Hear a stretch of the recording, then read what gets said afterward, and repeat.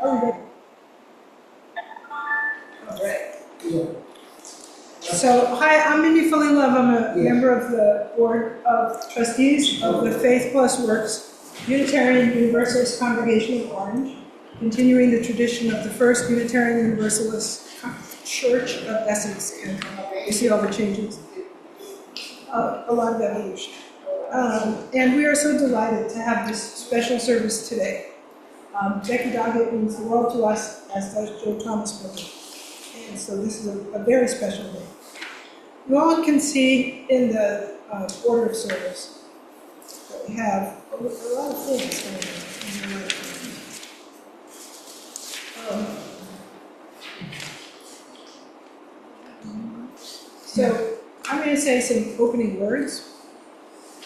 These are my opening words. So this is from the Reverend Dr. Barbara Holmes, who wrote an extraordinary book called Crisis Contemplation. And paradoxically, she's saying to us a prayer of gratitude for the crises, the disruption of order, and the plunge into contemplation. We are grateful for the welcoming darkness and the wounds that darkness brings us to a place of unknowing. We thank God. For the nurture of our many villages of belonging, we are grateful. For healing that comes in unexpected ways, and the imaginative pathways of futurism and cosmic rebirth, thanks be.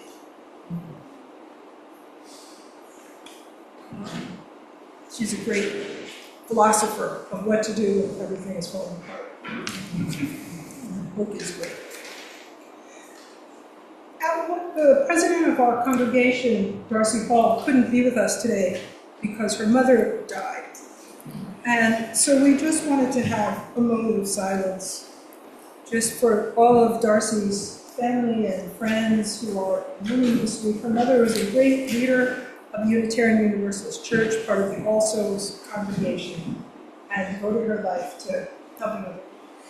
So, a moment of silence.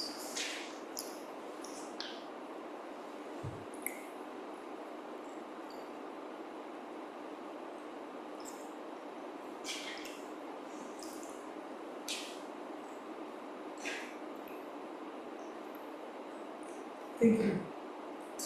And we can add to that all the other people that we've lost this week, all the other people who are being tortured and kidnapped and assaulted and whose lives are being made living hell. We can pray for them as well. And now we're going to have the chalice lighting.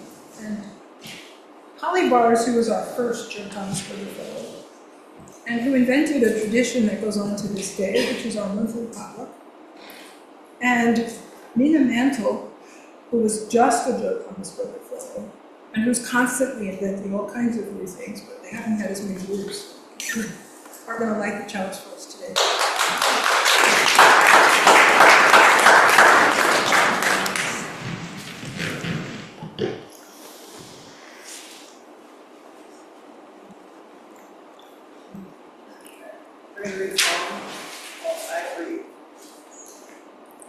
I breathe in the warmth of this light.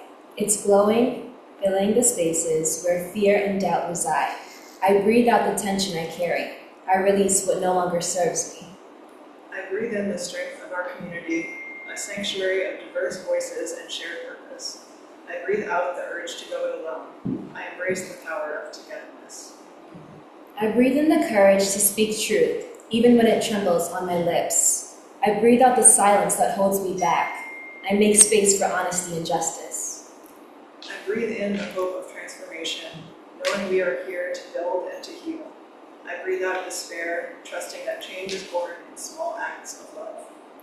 As we light this chalice, may each breath remind us of the sacred rhythm of life, the pulse of creation, and the power we hold to shape the world around us.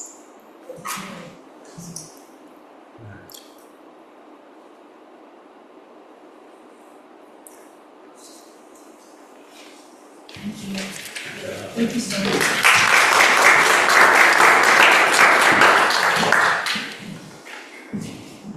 You may know that there's been a hunger and work strike going on at Delaney Hall, the Immigration Detention Center in Newark. And the people who are on this strike have written 3 letters. And the third just arrived, and they asked that people share it in their congregations this week. And so Molly and Doug are going to read it for us. I should say Molly and Doug are members of the congregation and part of the board.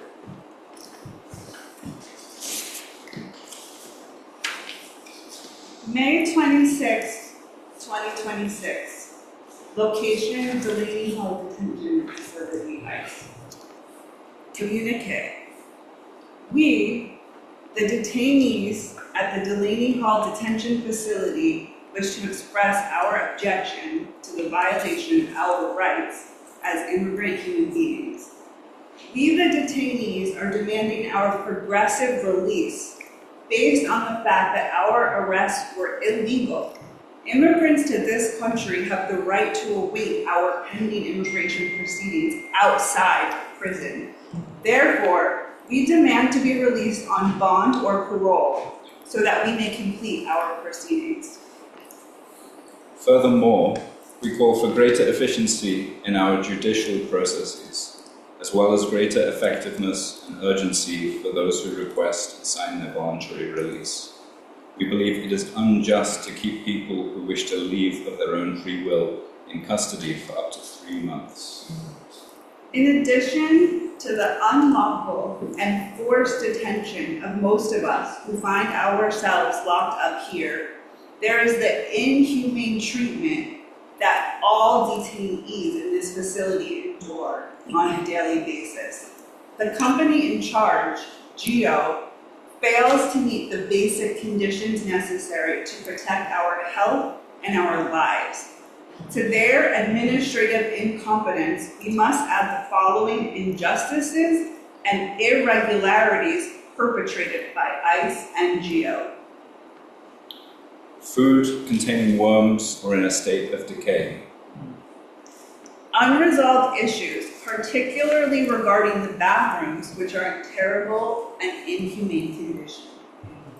Ventilation problems. Serious health issues. Most people have a persistent flu with phlegm that won't go away.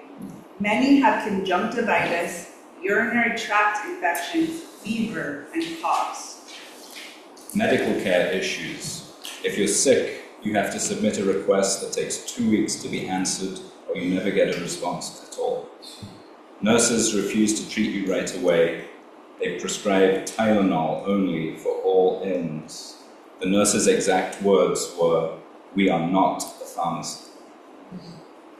ICE agents coerce detainees into signing deportation orders. There is no emergency protocol. In cases of falls or attacks, emergency response arrives an hour late. Judges' rulings are highly questionable. Most bond requests are denied without a legal basis. Detainees are forced to work, in most cases, without pay or for $1 an hour. We appreciate the support of everyone who is protesting outside the facility. We want you to know that you give us the strength and the determination to keep going. Please don't give up. We ask all relevant authorities for an urgent response and look forward to hearing from them. With the utmost respect, the detainees at the Delaney Hall facility. God bless you.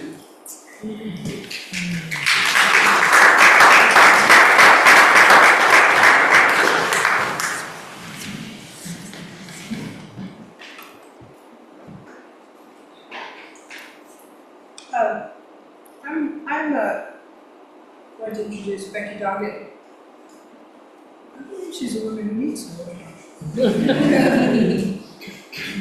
But before I do that, one of the things that Reverend Thomasberger recommended to us was that we read Bill Watterson. And you may see that I included the very first Calvin and Hobbes cartoon. So these words of wisdom that he recommended to us. So long, Pop, I'm off to check my tiger trap. I rigged a tuna fish sandwich yesterday, so I'm sure to have a tiger by now. They like tuna fish, huh? Tigers will do anything for a tuna fish sandwich. And the tiger says, we're kind of stupid.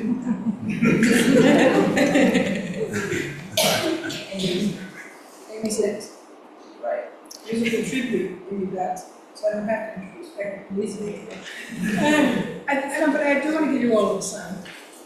Nobody could capture the complexity and wonder of Becky's life by themselves, So I want to do a little, like a group introduction. So I'd like you all, as we're having this beautiful music, to be reflecting on a thought you'd like to include in this introduction of Becky. Isn't that the right way to do it? It would be great. And now, what a special, amazing, thank you, Becky, for asking me to join us. Over to you. Thank you. It's such a pleasure and honor, really, to be here. I met Becky and Joe years ago. We were all members of the Unitarian Universalist congregation at Montclair. And what I'll tell you, what I remember most about Joe is that he was a kind person. And you could see it just in his interactions, with me, with other people. You could see it in his eyes, you could see it in his smile. He exuded this kind of warmth and kindness that was pretty wonderful. So it's no surprise that he was committed to helping young people find their voices. You just said, talk about him be the change that you want to see in the world. It seems to me that Joe was committed to being the change and helping to create the change that he wanted to see in the world, in this community that we call home. The pieces, Bill and I are going to do a couple of pieces, and I'm going to share a poem with you about those two things. One is about kindness, and then we're going to just raise our voices and hear music about change. One is about deep kindness, the authentic kind, and about, I guess, being the change that we all want to see in the world. So this poem, which some of you may have heard of, is called Kindness, and it's by Naomi Shihab Nye. Before you know what kindness really is, you must lose things. Feel the future dissolve in a moment, like salt in a weakened broth. What you held in your hand, what you counted and carefully saved, all this must go, so you know how desolate the landscape can be between the regions of kindness. How you ride and ride, thinking the bus will never stop. The passengers eating their maize and chicken will stare out the window forever. Before you learn the tender gravity of kindness, you must travel where the Indian in a white poncho lies dead by the side of the road. You must see how this could be you. How he too was someone who journeyed through the night with plans and the simple breath that kept him alive. Before you know kindness as the deepest thing inside, you must know sorrow as the other deepest thing. You must wake up with sorrow. You must speak to it till your voice catches the thread of all sorrows and you see the size of the cloth. Then it is only kindness that makes sense anymore. Only kindness that ties your shoes and sends you out into the day to gaze at bread. Only kindness that raises its head from the crowd of the world to say, "It is I you have been looking for," and then goes with you everywhere, like a shadow or a friend.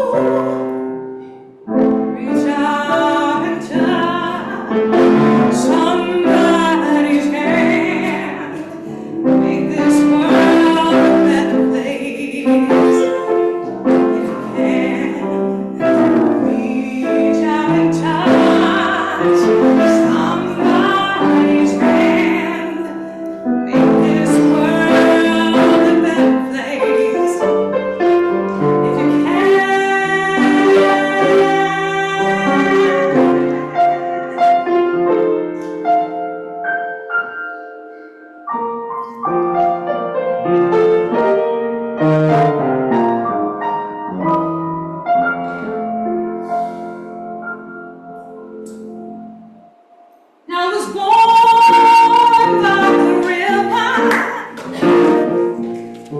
in my little tent. Oh, and just like a river, I've been running ever since. It's been a long time coming, but I know change won't come. Oh, yes, it will. It's been too hard living, but I'm afraid to die. 'Cause I don't know what's up there beyond the sky. It's a long, long time coming, but I know change gon' come. Oh, yes, it will. And I go to my brother, and I say, brother, would you help me please? Help me please. But he winds up not letting me back down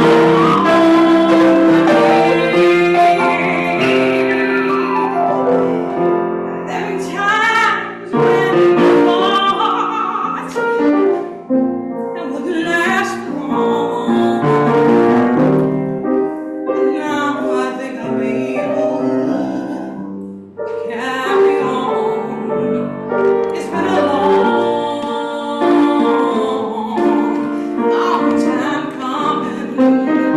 I know change gon' come. Ah, yes, it will. It's been a long, long, long time coming, but I know change gon' come. Oh, yes, it will.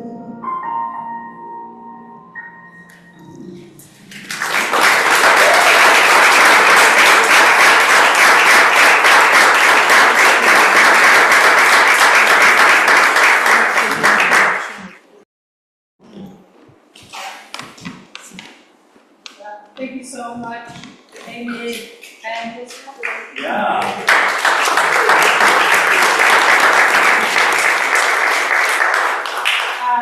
okay, we have an assignment. Next time somebody needs some kindness, we are supposed to say, it is I. Do everybody practice? It is I. It is I. Awesome. Thank you. Now we have to do this collective introduction of Becky Doggett. I think the sentence, Becky Doggett is, was, will be. You could pick any one, and I just need like 4 or 5 volunteers to say something about the life and contributions of Becky Doggett. I'm going to call on Cherie. She'll go first. I was going to call on volunteers. So you go first and then Cherie will go? Okay, I'll go first and then Cherie. Okay. Becky Doggett was, and will be a woman about town.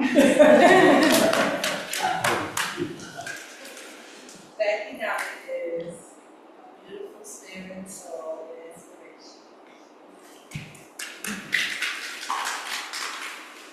Jane? Becky Doggett is a rock star in our community, for community building, and a wonderful mentor to anyone she meets. Very name, Francesca. Becky Doggett is someone who traveled the world and helped establish Water for Life in Kenya. So she's a rock star in our community and around the world. Okay, so your name?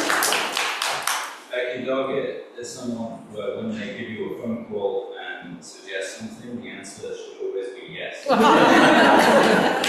think it has to be. Jessica, Yes, please. Becky Doggett is one of the most amazing, caring, borderline genius it's a big, big passion. Everything on earth that is wrong, she tries to make it right. Wherever she feels that everybody's right that is wrong. She's very caring, just to know that she's getting every leader.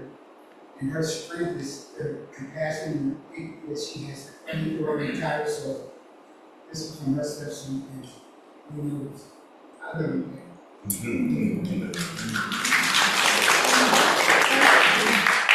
Becky Doggett possesses a quiet strength that just comes through as kindness and insistence at the same time. And she's been a wonderful mentor to me. That was great. I just want to tell Becky Doggett. I've known Becky Doggett since I was knee-high to a grasshopper. And so she was always at my house because my father was her mentor, so she was always at house for meetings with and so one time there was a crisis in Newark preschool. And there's going to be this big meeting, and all these people are going to attack them. And the whole thing, the whole discussion of all these people was how to create a situation in which their attacks would be impossible. To set the stage in a way that made it peaceful. And it was just one of those most extraordinary conversations. I was young, I didn't know anything. But I was listening to this discussion and just so awed that Becky would go into this situation and take charge in this way. And that really is who she is, right? That she strategizes, she plans, she knows what she's doing. And when she goes into a situation, she wants to make it what she wants it. And I think that we are all here today because we wanted to make this talk about Joe what you want to do. And thank you for your I just have to disagree with Stephanie. She's just genius. Take it away.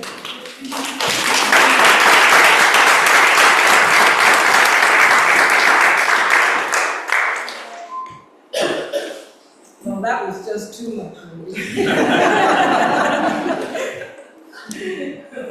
But thanks, friends. It's good to have you all here, and our friends on Zoom as well. And part of the reason that I do all the stuff that I do is because of Lindy's dad, Ernie Thompson. Ernie was my mentor and really kept me going. Kept me out of a lot of trouble, too. Figured out how to keep me from getting myself killed there in Newark. But I'm happy to share these stories, and hopefully you will spend some time sharing some stories too about Joe.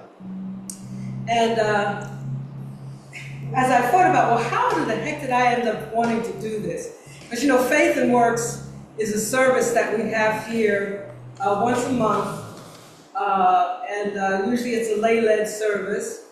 And so it happened a few weeks ago. Doug, our managing director here, I think was sensing that our group was getting a little discouraged, and so Doug gave this little pep talk, and he read a quote from Jesse Jackson. And Reverend Jackson had just died recently, and in this quote, Jesse talks about being at a crossroads, and as soon as Doug said the word crossroads, it triggered something, because the last church that Joe led here in the Oranges was Church at the Crossroads. And that was a meaningful event, the merger of these two churches, the North Orange Baptist Church, which was here in Orange, and the First Baptist Church in East Orange. And they came together, those two congregations, and they called themselves Church at the Crossroads, because they knew they were at a very important stage in the life of this congregation. These had been two very, very large predominantly white, middle-class congregations. And both of them were dwindling, losing members. The members were going elsewhere or dying off. They both had these huge, magnificent buildings, and they wanted to know what was going to be their role, what was going to be their mission in keeping going in the Oranges. And Joe was still a very young minister, really, and I was always amazed, impressed at how Joe had come to North Orange Baptist Church just down the street from here. And in a matter of 3 years, he had convinced that congregation that they should leave their building in Orange and merge with this building in East Orange and become a church at the crossroads. But that's the kind of vision and kind of leadership that Joe had, even at a young age.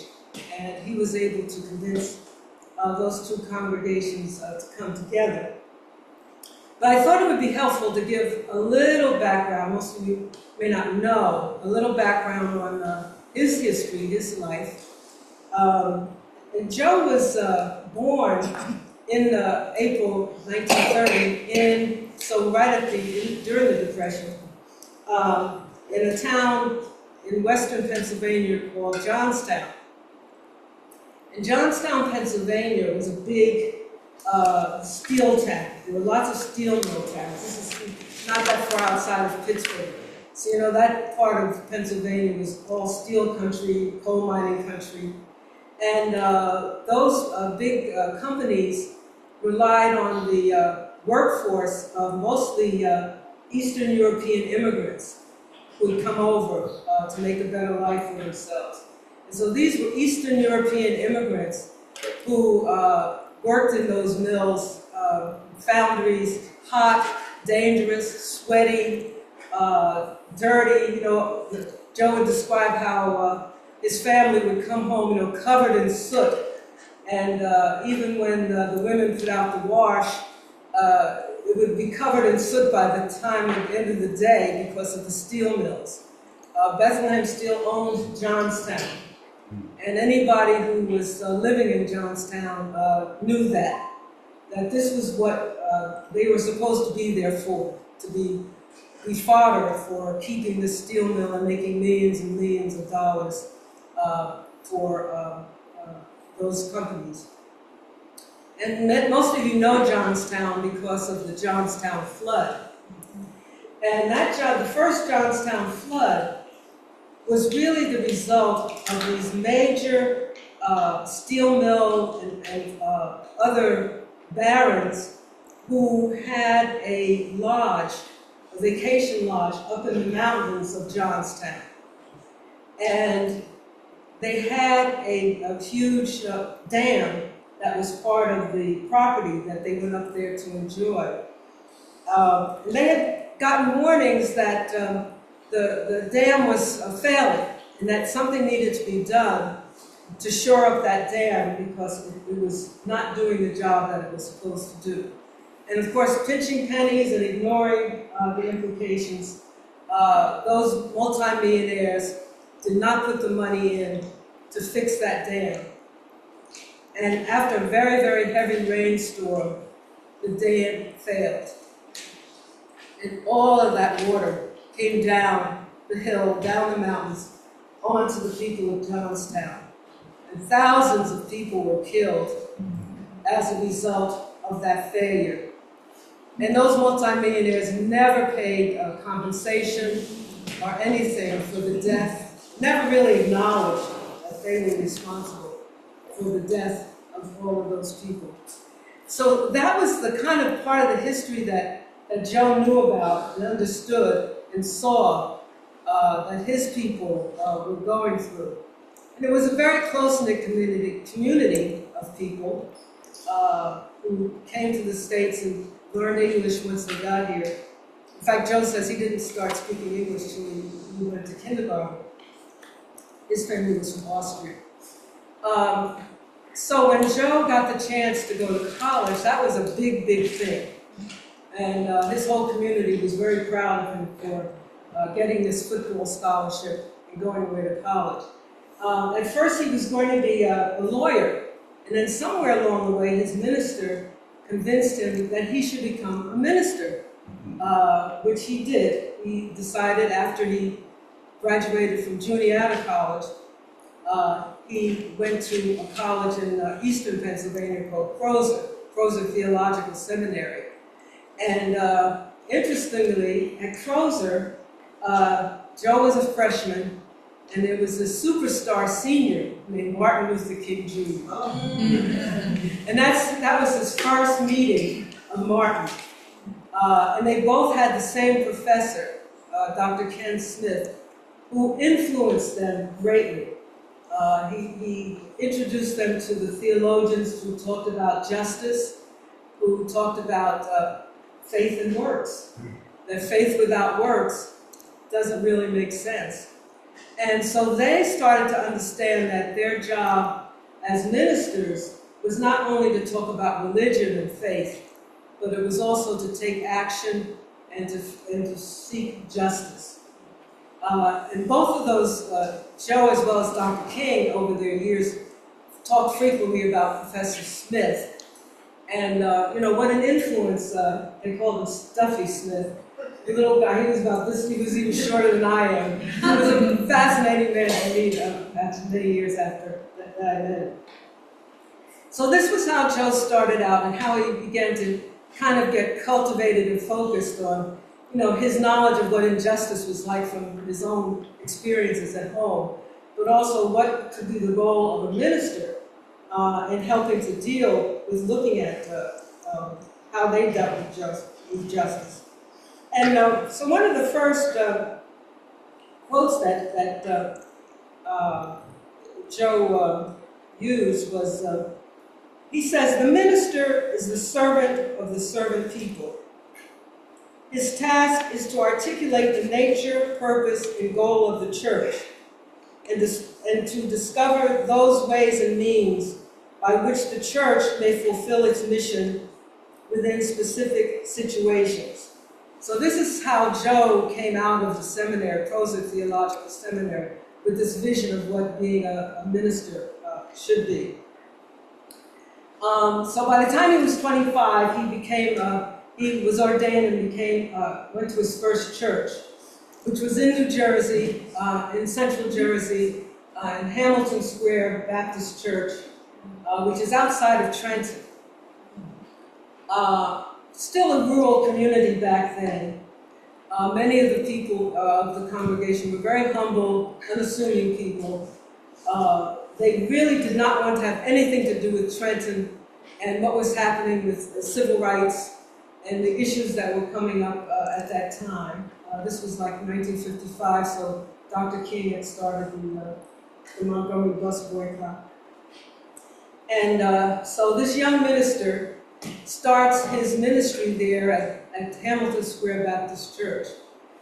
In the 12 years that he spent there, by the time Joe went to the church, he was already married to his first wife, Lois, who was a childhood sweetheart from Johnstown. She was a perfect minister's wife, outgoing, friendly, loved to be in groups, loved to start conversations, and was a perfect person for this young minister who took life very, very seriously. So she kind of lightened things up a little bit in the congregation. And they already had 2 young children, David and Beth. During his 12-year stay at Hamilton Square, they had a third child, Cheryl. During those years at Hamilton Square Baptist Church, he really helped the community, the church community, begin to see and understand what some of these issues in civil rights were really all about. He also led them in building a big new educational building extension onto their church. And members started coming back. Because when he first went there, they were losing members. There were a lot of people on the records, but they weren't showing up. And so the congregation started to pick up again and started to grow. During his stay at Hamilton Square, Dr. King put out the call from Selma. Bloody Sunday had just happened, and if you recall, some of you recall, Dr. King put out a call to ministers all over the country asking for them to come to Selma and asked them to complete the march from Selma to Montgomery, the capital. So Joe decided to go. Of course, his wife was scared to death, and the church members were split about whether he should or shouldn't go. But a number of them felt that he should, and they helped him raise the money to get the money for the airfare and so forth to go to Selma. And that experience, he says, in Selma really solidified his commitment to civil rights and to justice. And it helped him to encourage more of his members there at Hamilton Square to understand what the issues were. And many of them became lifelong friends. I met them once Joe and I were married. And they just talk often about what a difference having Joe in their life had made. Then, after 12 years at Hamilton Square, Joe decided to come take another church. And that's when Joe came to Orange. He became the minister of the North Orange Baptist Church, which is just down the street from here, and started a whole new career. At the time Joe came, it was right at the time, too, here in Orange, when families were being displaced. 3 recreational facilities in Orange, in the black community, were demolished for the building of 280. That was a traumatic experience for the black community and the Italian community in Orange. But in the black community, the Friendship House, the Women's Y, and the Men's Y were all demolished for 280 and never replaced. Joe became active with a young man, Bob Slater, who was working with the Y, and together they started a program called the Outpost. The Outpost was a hangout for teens, mostly black teens, who lived in public housing in Orange, which is where I came from also. And they opened the Outpost, much to the chagrin of some of the members, who were very concerned about the building and what was going to happen with all these teenagers, these black teenagers especially, coming into the building. But he prevailed. And that outpost changed the life of many, many young people in the town of Orange because they were there, because there was an alternative to being out on the street, getting pulled in with drugs. And I'm sure that the work that Joe did in Orange, with others, of course, was one of the main reasons why the Hub decided to name the Fellows Program after Joe, the Joe Thomasberger Fellows. But that was such an important phase, not only of his life, but changing the life of so many young people here in Orange. During that stay at North Orange Baptist Church, they were fast losing members. North Orange didn't have members, but they had money. And that's when Joe convinced the members of North Orange Baptist to merge, so that these 2 churches together might come up with a mission that would serve young people in Orange as well as East Orange, and continue to do the work under the banner of Church at the Crossroads. Church at the Crossroads really was the last of the conventional ministry that Joe had. That was his last church. So after serving 3 churches, he really decided to do the community ministry. And he began to work with the organization that I was active with, Tri-City People Center in Newark. And we also, pardon? Well, yeah, my daughter's reminding me. I was one of the founders of Tri-City Center for Progress way back. But the Church at the Crossroads also agreed to be sort of do a church ministry, supported the housing we have that we were doing in Newark. And Joe was the liaison between the Church at the Crossroads and Tri-City. So one time I was director for a while, and we were having trouble keeping our finance people on board. They would come and they got so overwhelmed by the multiplicity of funding sources and so forth that we had that they would quit. So I said to Joe, Joe, I knew that Joe was a bookkeeper, had bookkeeping experience. So I said, Joe, can you come for a couple of weeks till I can find someone else to take care of our books? Because we really need someone to take care of the books. So he said, oh, okay, I'll take that as part of my assignment. So 20 years later, actually, I left Joe there and I went off to work somewhere else. And Joe became the finance director and eventually the executive director at Tri-City. Tripled the budget, had many more programs than when we first started. And at the same time was also able to help keep a lot of community daycares in good stead with their funding sources because he was doing their books. So for years we had, file cabinets full of records of every daycare center in Newark because Joe was keeping their records.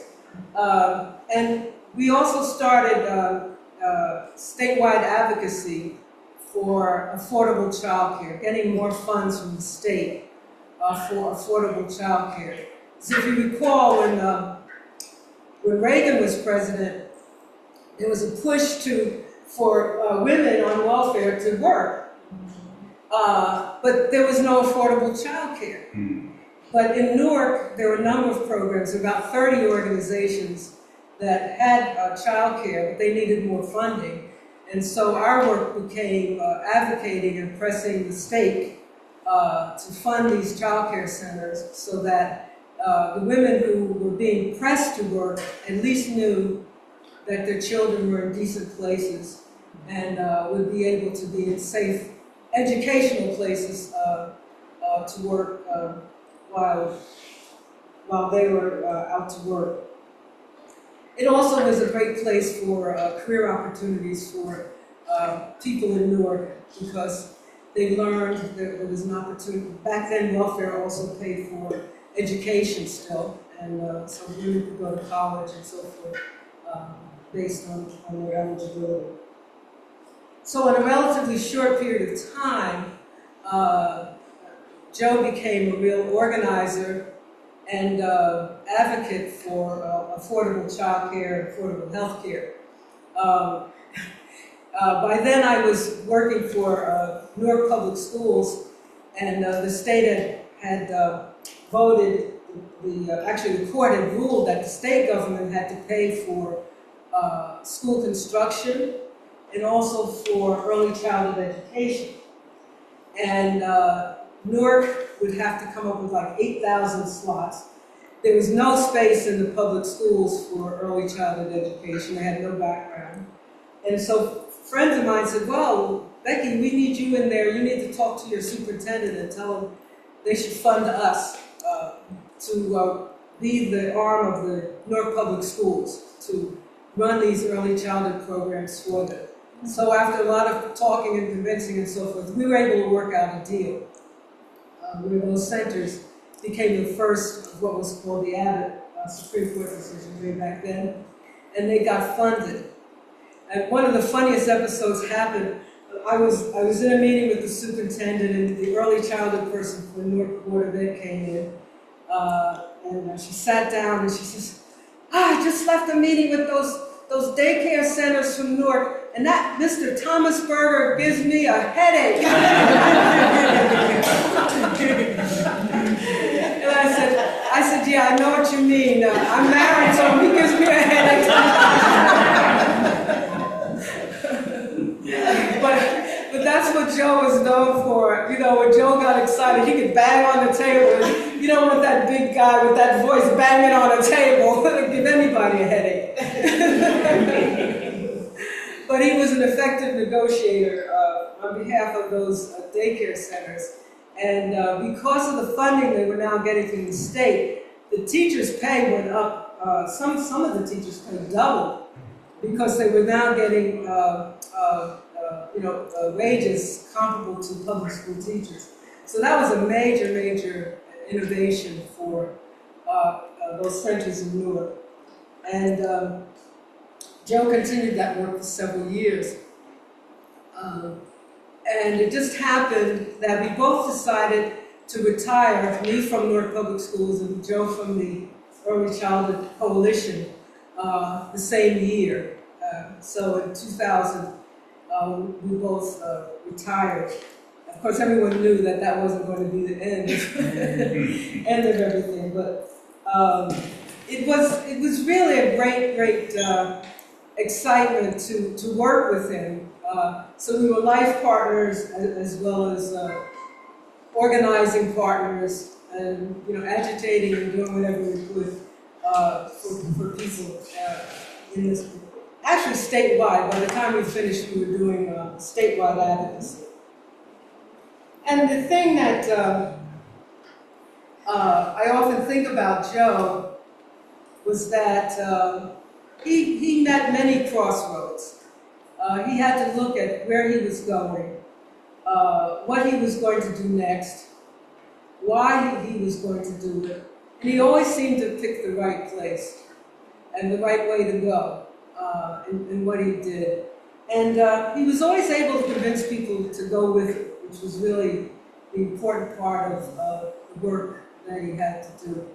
So I just wanted to share some of those experiences of who Joe Thomasberger was, why those of us who knew him had such love and affection for the guy. Big, tall guy, very gentle, very kind, although he could intimidate if you puffed his chest out and roared at you. I mean, he could scare a few people with that image. But most of the people who know him, knew him as a really loving, kind person who understood that his mission was to be the servant, to be a servant of the people, and that he gladly served that role for many, many years, really till very close to the time that he left us in 2017. So that's Joe, minister, servant of the people, and a really great guy. Yeah.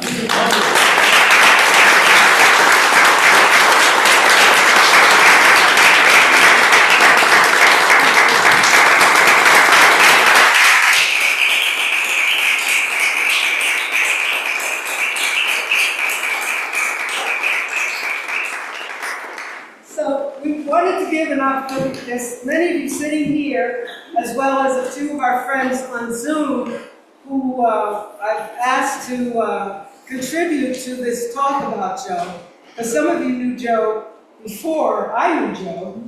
Yeah, Mindy? I just have to say, does anybody read Heather Cox Richardson? Yeah. You may read what? That's right. Heather Cox Richardson. You know what she wrote about today? What? The Johnstown flood. You know what today is? Today is the 137th anniversary. Oh my God. And she describes that there was 4.4 billion of property damage, 2,208 people died, 99 entire families were washed away. Claire Barton, founder of the Red Cross, was the first to arrive, and the rich people paid nothing. Yeah. Yeah. That was Joe's upbringing. So, we have, I think we wanted the fellows to speak. Whatever you, help you. There are two of the fellows, I think the two also. It's just going to be Mina, and she's ready. Oh, okay. We're going to ask Mina, who's a current fellow, to say a few words. Then we're going to invite some of you here as well as on Zoom, if you want to add some stories or comments about Joe. Mina. Thank you so much, Becky. So when I first came to the Hub, I was interviewing for my fellowship, and Becky was there and Doug was there. And I feel like I could just tell it was a very warm and inviting space, a historic place. And this fellowship really has taught me a lot about what I want to do. I'm getting my master's in City and Regional Planning at Rutgers University. And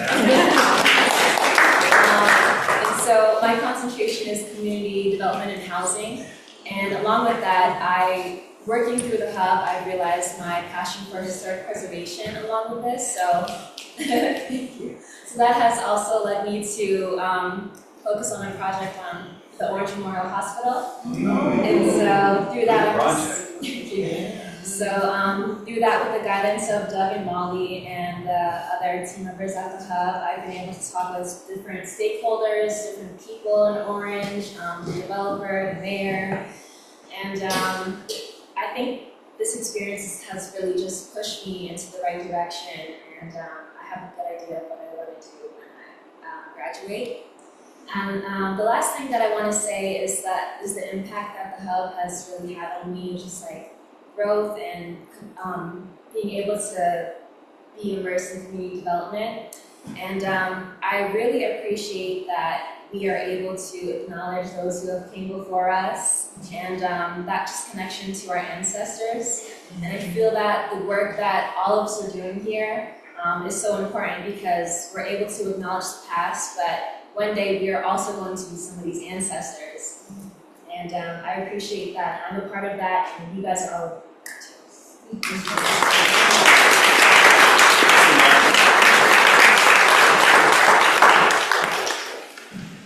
Thanks, Nina. I see two of our friends there, Aziza Davis-Goins and Keith Wright. Now, these are two of the teens that were part of the Outpost way back when. And Aziza is in Sacramento, at least that's where she lives. So why don't we start with you, Aziza? You say a few words about Joe.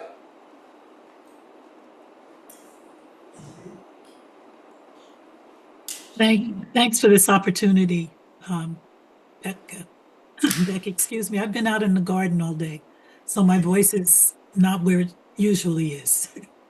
I have lots of allergies back here in Sacramento. But I met Joe when I was in my early teens, and was one of the many of us that were forced out of the Friendship House and into the Outpost. And I can remember this really giant, tall guy with a beard and the kindest eyes I'd ever seen. And a man that I grew to know that was not judgmental. Should have been, probably, with all of the trouble that I caused for him. But he never gave up on us. He never, ever gave up on us.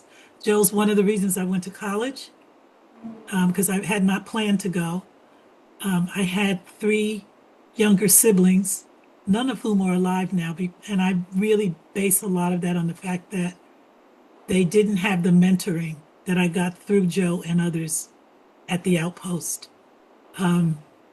He was just a wonderful, kind human being, and finding out that we were going to be related, because Becky is my cousin, was just sent me over the moon. I was just so happy to be and proud to be a cousin of Joe Thomasberger.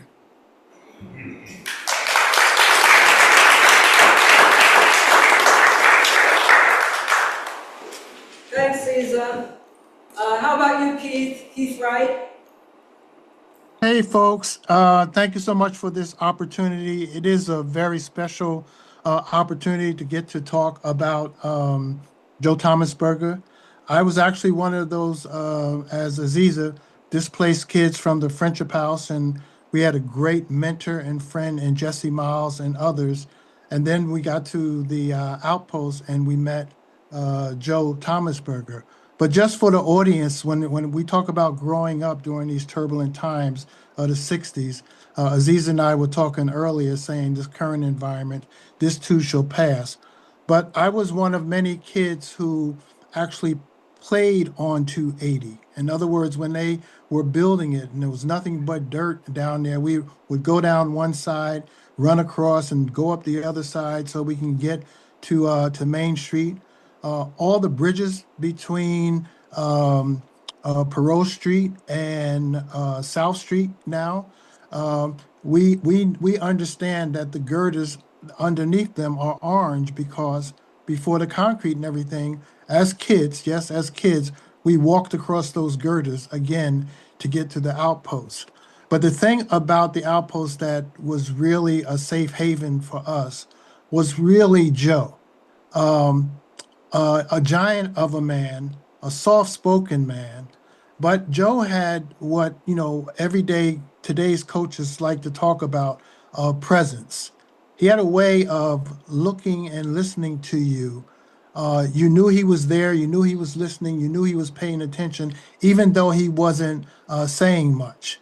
And of course, as teenagers, we look back at him and we kindly, and when he told us he was Reverend Joe Thomasberger, we quickly nicknamed him lovingly to Reverend Cheeseburger, because that's what kids do. And that name stayed with him. Years later, he married my cousin Becky, and Becky didn't like when I would remind Joe if he was Reverend Cheeseburger, but that's what we did. But here's the important point that the audience should remember. There was so much turbulence during that time.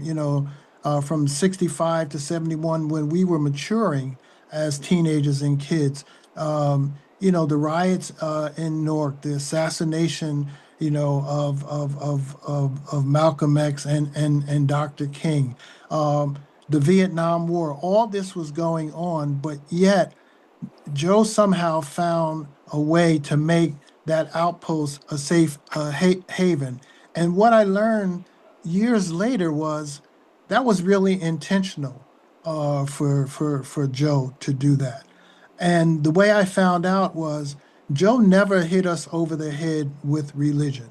We knew he was a minister of the gospel, but he never hit us over the head with religion. In fact, he created that safe space where we could come, we could fellowship, we could have fun, and then we can get safely home.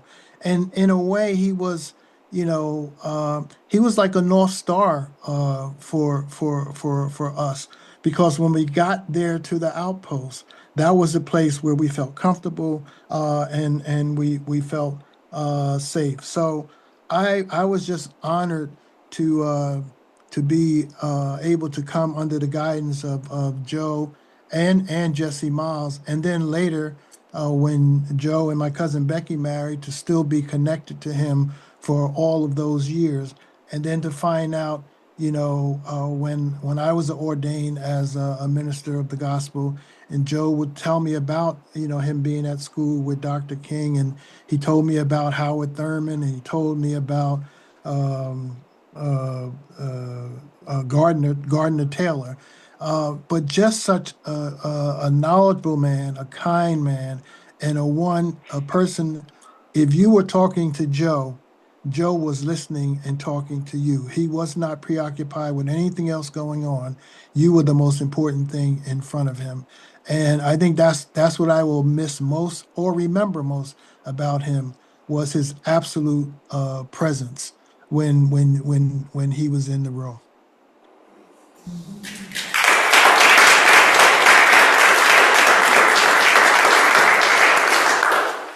Thanks, Keith. Anyone here? There's Francesca. You can just stand. Okay. As long as they can hear you. Okay, I'm a member of the Unitarian Universalist congregation at Montclair, and around the turn of the century, in the early 2000s, I was co-chair of the North Jersey chapter of Ceasefire, New Jersey. And I'm sure I blabbed about it to everybody in the congregation. We had a big event coming up at Newark last week. Marcia Marley was in charge, and I made it a big event. Cory Booker was speaking, Loretta Weinberg. It was a big deal. So I show up in my car full of my Costco goodies because we were serving a buffet. And all of a sudden, it was a really hot day. All of a sudden, Joe is lifting big, heavy things out of my trunk. I didn't even know he was coming. Hauled them in. And I said, "Are you sure you want to do that?" Yep, and he just went back and forth and back and forth. So one of my earliest memories of him, remember when Mr. Rogers says, if you're in trouble, look for the helpers? He was a helper.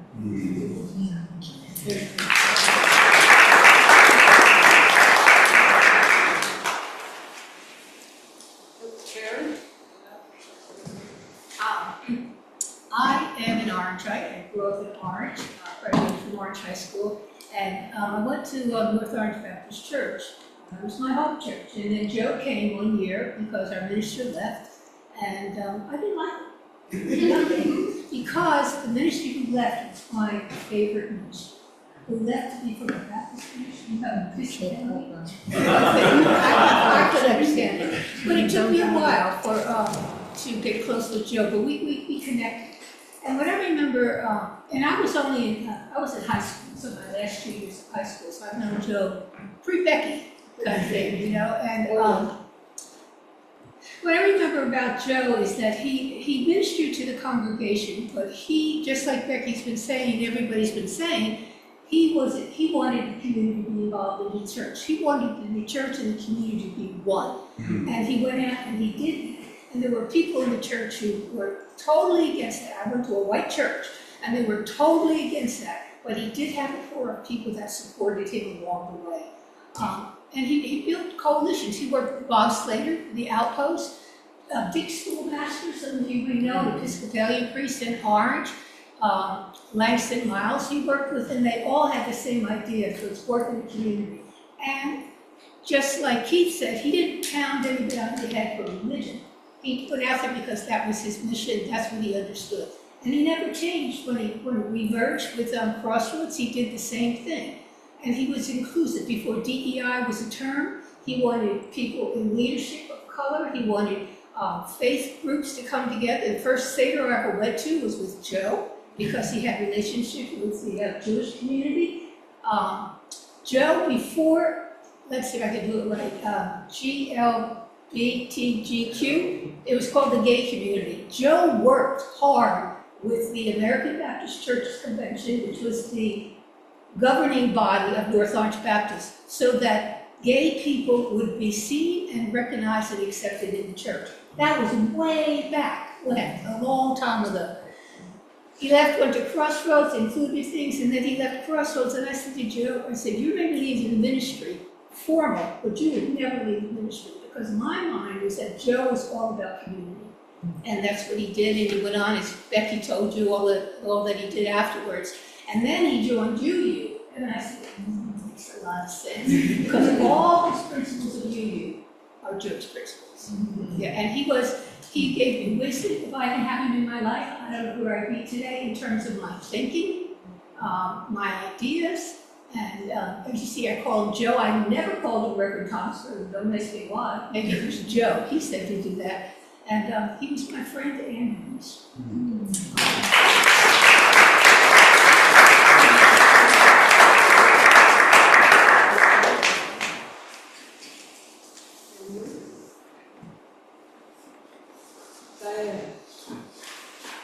I just have a funny story to tell about Joe.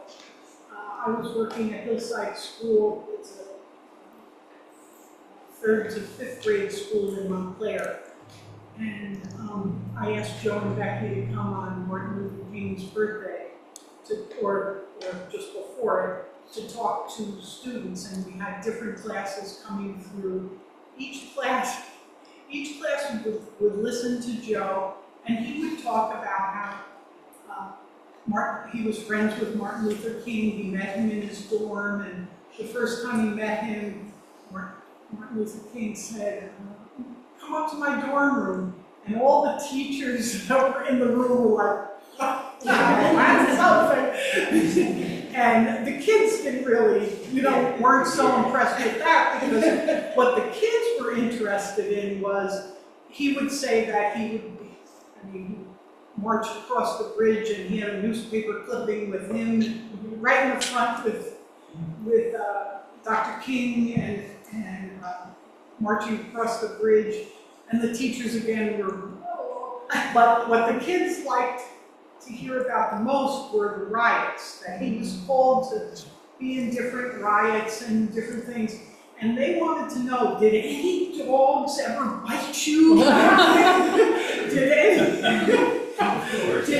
Were you ever sprayed with a hose? And you know, they asked him all these questions of what was important to them. And Joe was not a dramatic man, so he would, you know, I might have said, well, it got a little wet. But he just said, no, didn't get sprayed with a hose. And every class that came in would ask the same question. And you could see he was like, no, didn't get bit by a dog. So anyway, he really made an impact on everyone that heard him. And so did Becky, when Becky said that she was at the I Have a Dream speech. Everyone was very impressed with that too. But I'm just so thankful because I think by the next year, Joe wouldn't have been up to going and talking to the students. So I was so thankful that that happened, and so many children and teachers were able to meet him and hear his story.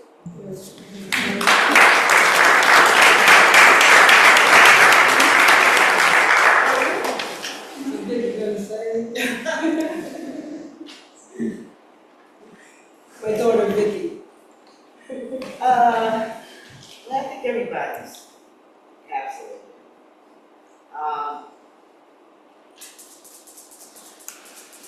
I'm going to say a story about Joe as a person, not doing all of this.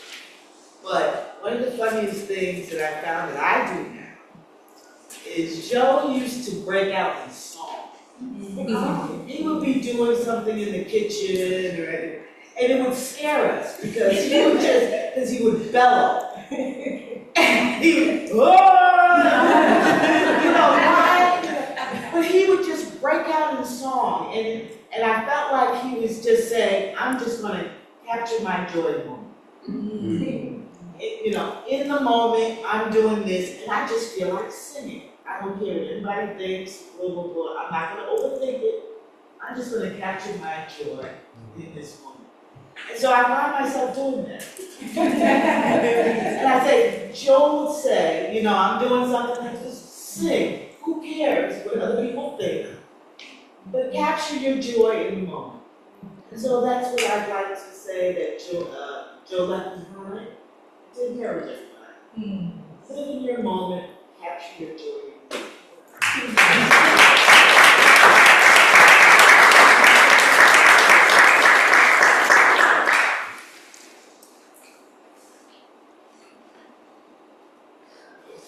Was there a hand? Peter? Oh, Jim? Oh, Jim. I'm a member of the congregation in Montclair, and I have many memories. I have a short one that I wanted to share, which is that he and I were on the line to talk to the ministers after the sermon, and he was right behind me. I turned around and he looked at me with this absolutely wonderful smile on his face, and it was so supportive. You know what I mean? It was so nice. And then I noticed that he was wearing a tie. He always wore a suit and a tie to the congregation. He was a minister. He felt he had to do it. And I noticed that his tie was Save the Children. Save the Children is a national organization that benefits children, and they sell ties. And he had one on. And I happened to own one. And I said, Joe, would you like another one? It's just like that, but in different colors. And he said, sure. And so I gave it to him the next time. And then I asked Becky after that, did he work? No, his daughter made it into a pillow.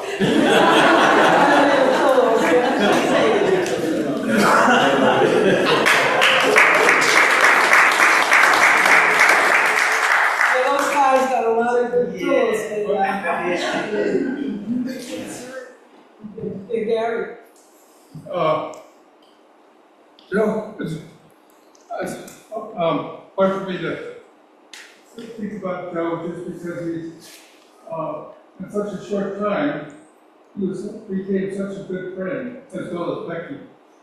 But I was in charge of a newcomer to this area. We're from California, and my daughter lives in Montclair, and as we get older, she wants us closer to her to take care of us, which is fine, I'm happy spirit. And we went to the Unitarian Church, which was a new church for us, but it was just the right thing.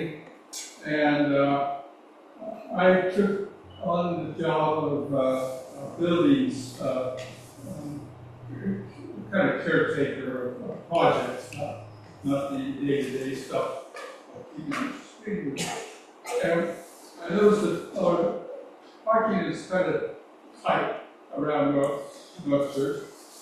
And we have a driveway, paved driveway along one side of the church. And that holds about 6 cars. But when you're in, you can't get out. Except by getting off the parkway and going on the lawn and getting to the end and then coming back onto the street. And in rainy weather, of course, that's very difficult. So I got together a group of, or advertised for a group of people to come and help me with a project where we would take these, so they're blocks that have spaces in them, they're just a framework. So you put it in the ground, and they'll hold the car above the lawn, and grass can grow up too, so if it's done right, you hardly even know it's there. But it allows the cars to back out on the lawn, you go down the street, and then go back on the street without damaging the lawn overall in adverse weather.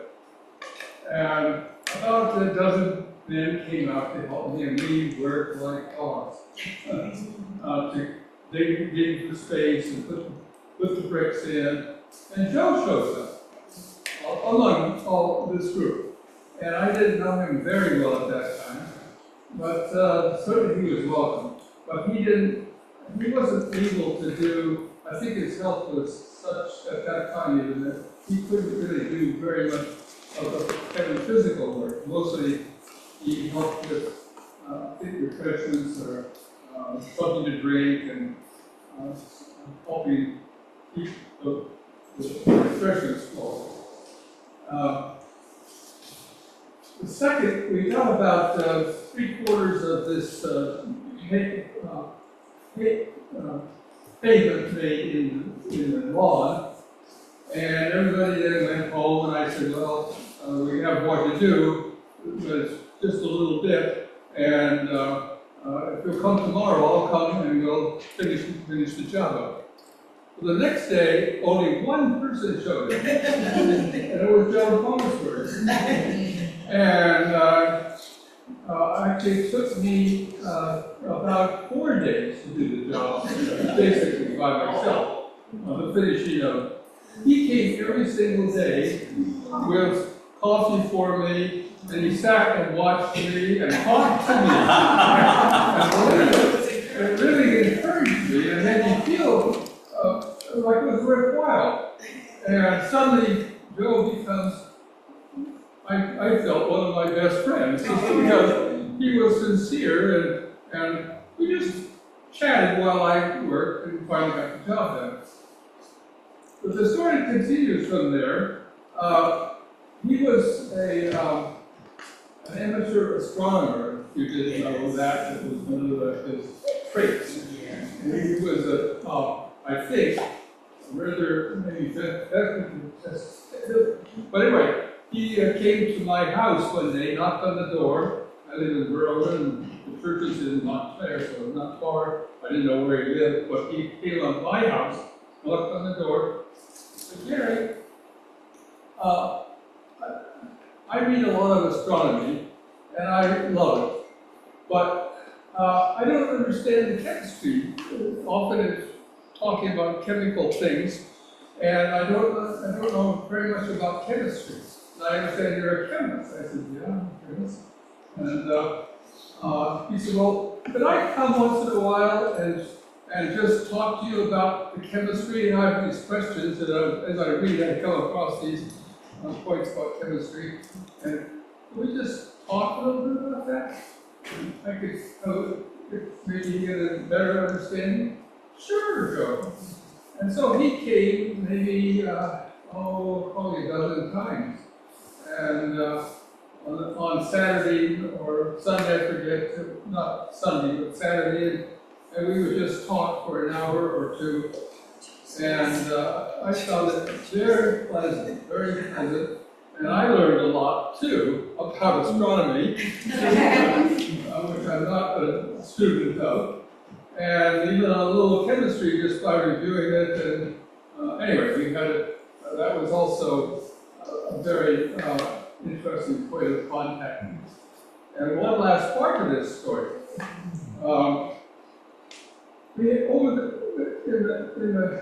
In the time we were together, we became really quite good friends.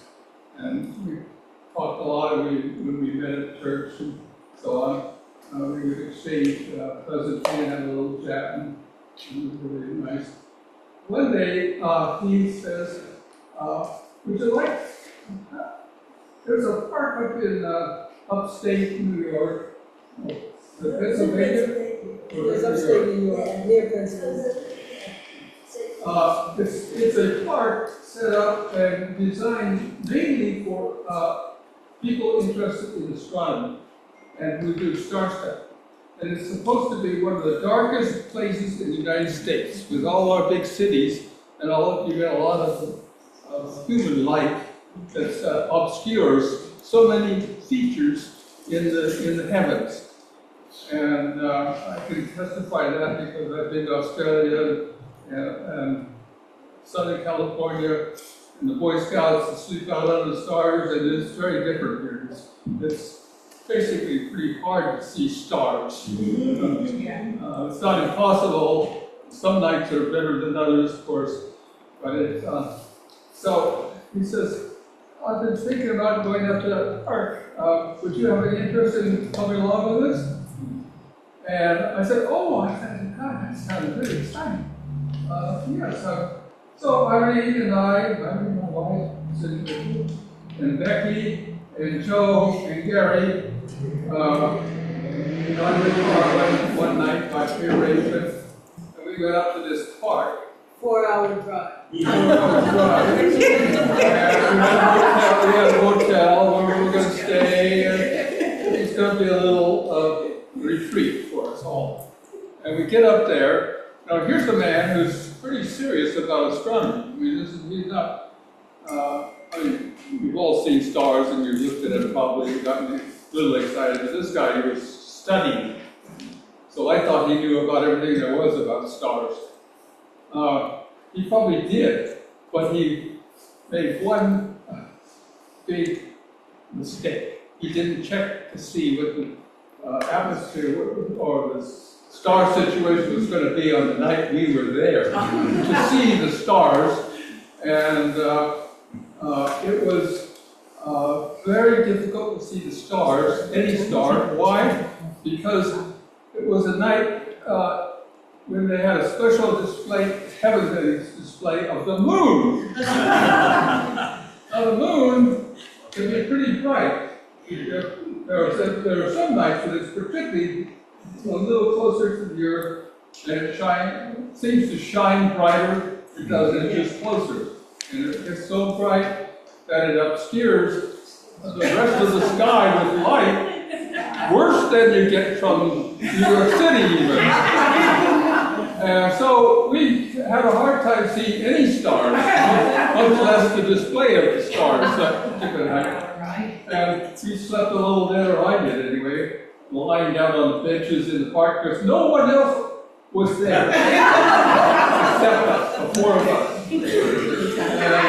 And big bright moon.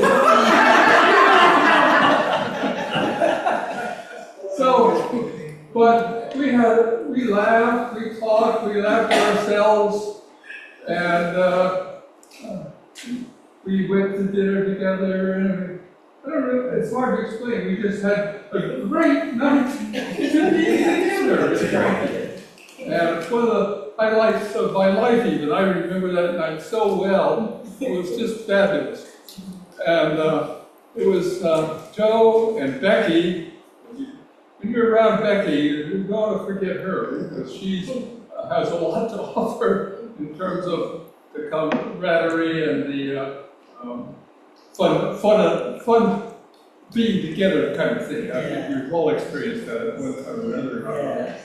So, Joe and Becky are very dear friends of ours, Irene and I, and we love them. I believe they love us, and we're very happy to have that close relationship.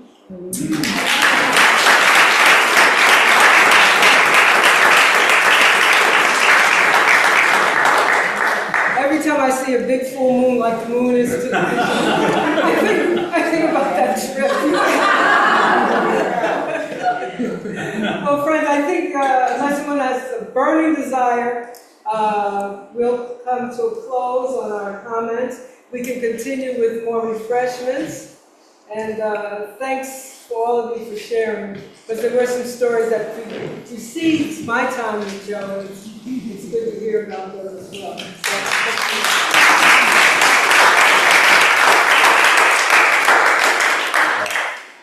Doug is going to talk just for a few minutes about the Thomasberger Fellows Program. He's the manager here at the Hub. Thank you, Becky. That was wonderful. Thanks, everyone, for all of the stories. So, for as long as the Hub has existed, more or less, we've had this fellowship program, which for its first couple of years we referred to as a community listening fellows, community listening fellows. But it was only a year or two, I guess. 2017 was when he passed, right? Yeah. So it was in 2017 probably then when so within the first year that we decided to rename him after Joe Thomasberger. And Nina mentioned the sort of like ways in which when you come to the Hub you very quickly get oriented to the many lineages that inform this place. And it really feels like a place where all of us are sort of reflecting quite often on these various strands of DNA that make this place up. Names like, you've heard names like Ernie Thompson, Ben Jones, Joe Thomasberger, and... I have a question. Could I tell you right now what I went to? You really could. We'll talk afterwards.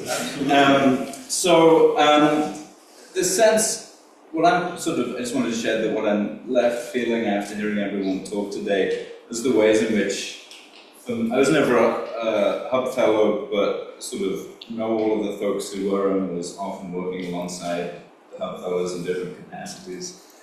And the sense that coming to know through the stories, the legacy and the stories of Joe Thomasberger, and then the sense that not only did we name the fellows after Joe Thomasberger because of the similarities to the work that he did, but that it actually has become this folding, like the Hub has evolved to bring in the sort of DNA of Joe Thomasberger and the work that he did, and we've evolved into that. Like it was a sort of like setting of it was both reflective of what we were doing and an aspirational naming of the program. And Keith mentioned the turbulence of the 1960s, the late 60s and early 70s, and obviously we're learning a little bit about turbulence ourselves in these times, and this sense also that through the fellows, and I think this is reflective of what the Hub has become for many of us as well, that by situating ourselves in these lineages and by orienting ourselves to a North Star that is in service of community, and of collectively finding solutions to our problems, that it helps us all kind of cut the noise out and stay clear, and it keeps us all like off the streets, so to speak, and in the straight and narrow. So our fellows over the years have done an amazing amount of work. As the fellows have sort of come to embody the legacy of Joe Thomasberger, these projects have also been what really moves the work of the Hub forward and drives the work of the Hub forward. So I just wanted to read this list of fellows, past and present, and the work that they've helped move forward. So we've had 6 cohorts. We're just starting our 7th cohort this summer. Cohort 1, 2016 to 2017, was Holly, who was here, along with who initiated our Solidarity Potluck series as a Hub Fellows project, which is still ongoing. Kamani Gibson was a Cohort 1 fellow who started a project called Immigrant Dreams Coffee Hour series of Know Your Rights trainings. The Hub is now home to 2 immigrant rights organizations and the lead convener of Orange's Community Defense and Rapid Response Group. So a clear lineage that grew out of that fellows project. Patricia Rogers led an Amplifying Youth Voices workshop series. Cohort 2, Cesar Presa and Ray Sykes, both were Cohort 2 Hub Community Fellows, Joe Thomasberger Community Fellows. This is once it had been named after Joe Thomasberger. They both did work with music, concert series. They, at the same time, were working with the University of Orange to start our Music City project, which turned 10 years old this year. Stephen Baptiste and Imani Nicholas created youth arts programs and art shows. I think we see some of that coming back to life now in the redevelopment of our art room that Priscilla in the back has been leading this past year. And Brianna Velez led a creative nonfiction writing class, which, although not a direct lineage, I think in some ways has sort of like gone into the subconscious and emerged as Yogo's memoir writing class, which is ongoing. Cohort number 3 featured, this was sort of into the COVID years, which obviously was a little disrupting the odds, and there was this kind of shift towards a collective project. So in cohort 3, all Ludmi, Altima, Mifilov Milod, and Erka Prophet all worked on planning to stay organizing. They got trained as community organizers, and this was sort of in the emergence of all of this market rate development, so they helped us launch our planning to stay work. Cohort number 4, Cherie Harrison is in the building. There's your name, Cherie.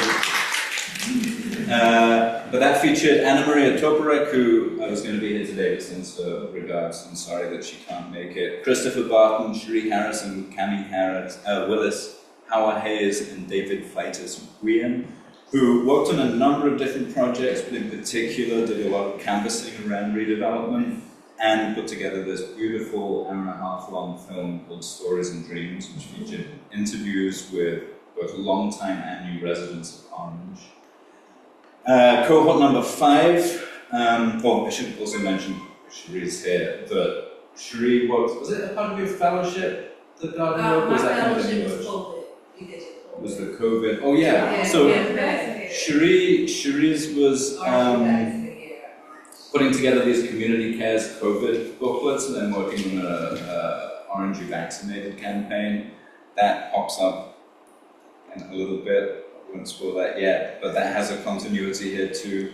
And so then we have cohort, moving into the last couple of years, cohort number 5, Hannah Cho led a study of the sort of urban fabric of our block, looking at the states of development and redevelopment and investment and disinvestment, and helping us understand our very local context.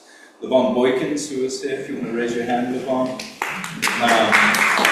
Picking up from some of the public health work that Cherie had done, has been working on our lead-free, lead poisoning prevention work, developing popular education materials around lead poisoning prevention. And then that brings us to cohort number 6, who just finished up. Mina has been continuing some of this planning to stay work, thinking around urban redevelopment and this hospital site. And Sam Ali, who's currently spending his summer in Guyana, supported Levon with lead-free stuff. And then finally, our cohort 7 is 2 folks who also wish they could have been here today, but I'm going to make it mandatory that they watch this recording. Ben Ramos and Gennaro Correa are going to be supporting some partner projects, working with Music City, and still figuring out the workings. Anyway, it's very exciting. That's my spiel.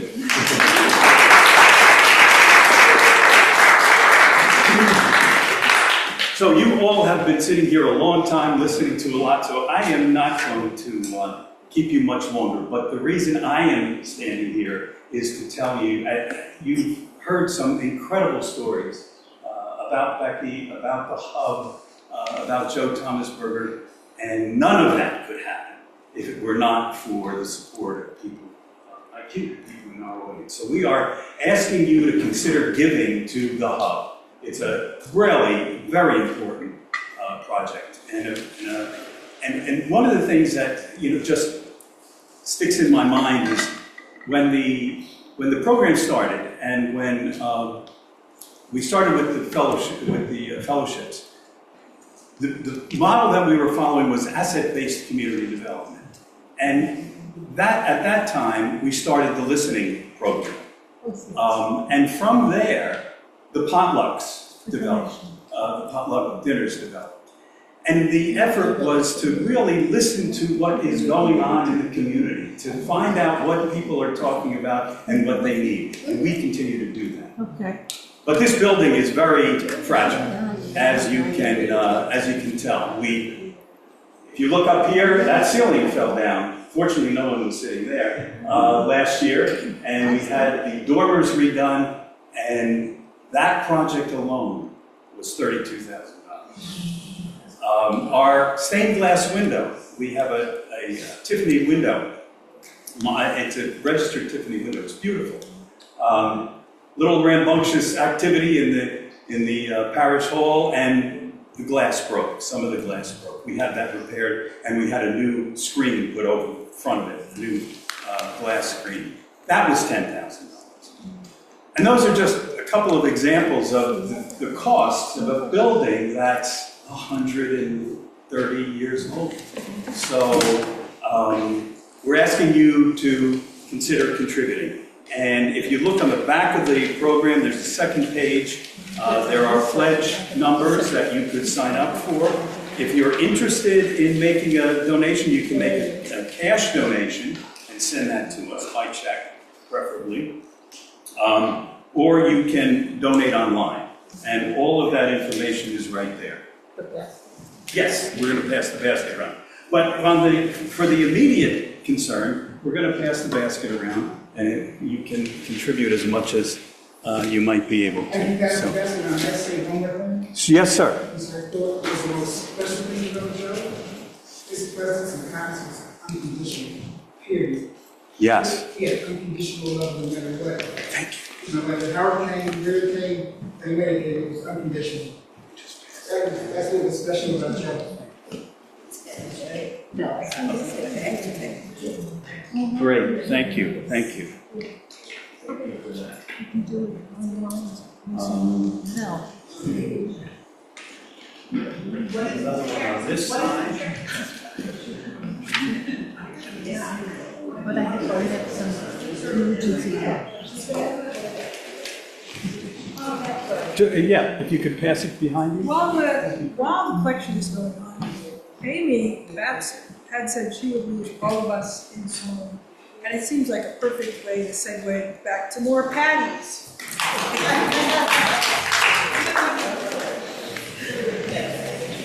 Well, I just have to say, what an extraordinary man Joe Thomasberger was. Yeah.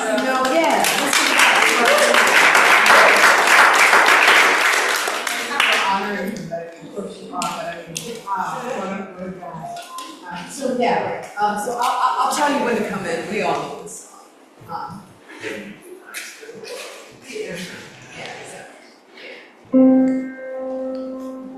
If you see an old friend on the if you see an old friend on the where are we? If you see an old friend on the street and he's down, remember his shoes can fit